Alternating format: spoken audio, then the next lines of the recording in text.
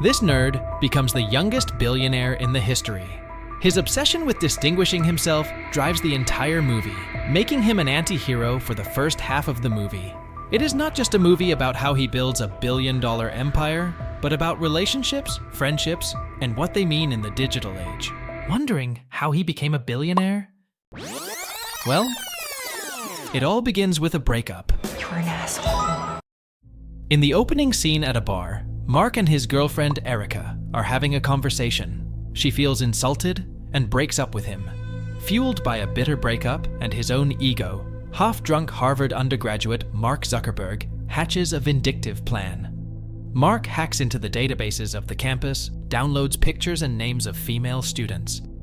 He utilizes his coding skills and his best friend's algorithm to create FaceMash, a website where male students anonymously rate the attractiveness of female classmates. This impulsive act, born from a single night of frustration, lays the controversial foundation for what would become the social media giant, Facebook.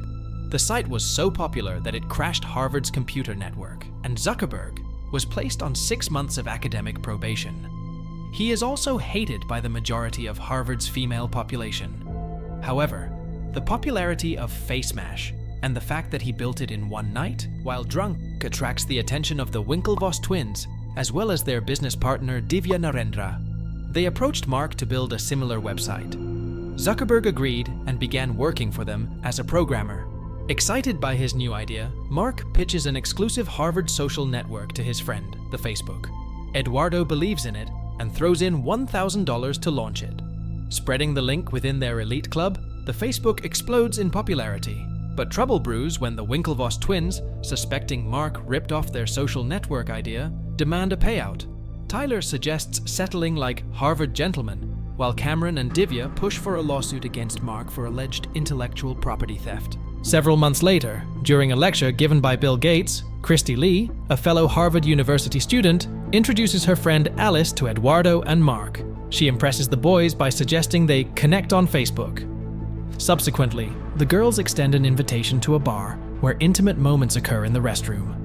Later, Mark encounters his ex-girlfriend, Erica, who remains unaware of the Facebook's existence due to her non-Harvard status.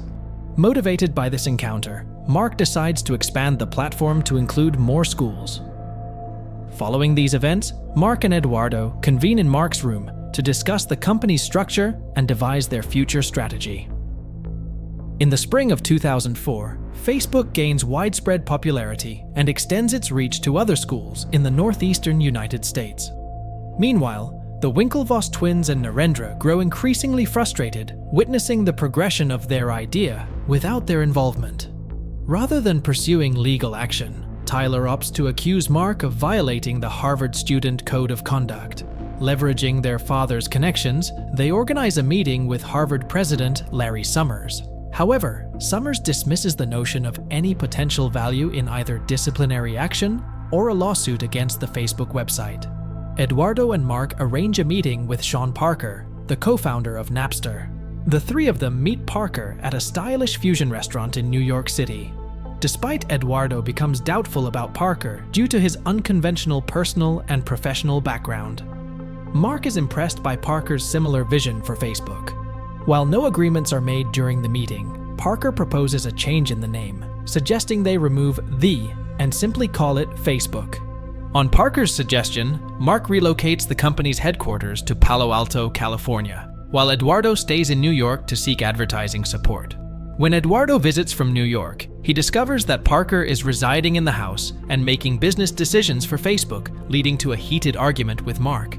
In a fit of anger, Eduardo freezes the company's bank account and returns to New York.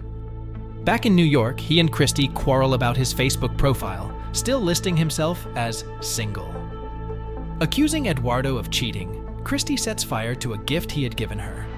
Meanwhile, Mark confronts him over the phone about the frozen Facebook accounts and discloses securing funds from an angel investor through Parker's connections.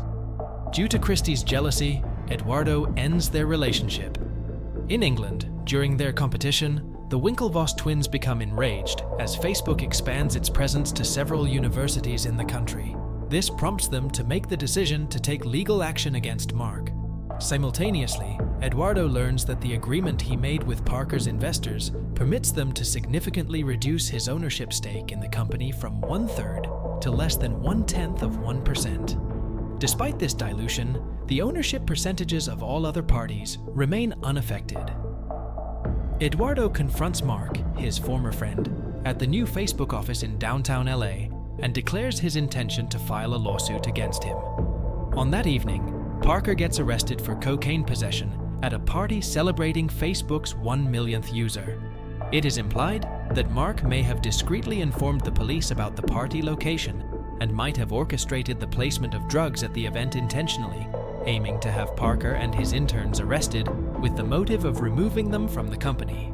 In the last scene, the defense's junior lawyer tells Mark they'll settle with Eduardo due to Facebook's controversial founding and Mark's unsympathetic image. The movie concludes with Mark sending a Facebook friend request to his ex-girlfriend Erica, anxiously refreshing the page for a response that never arrives.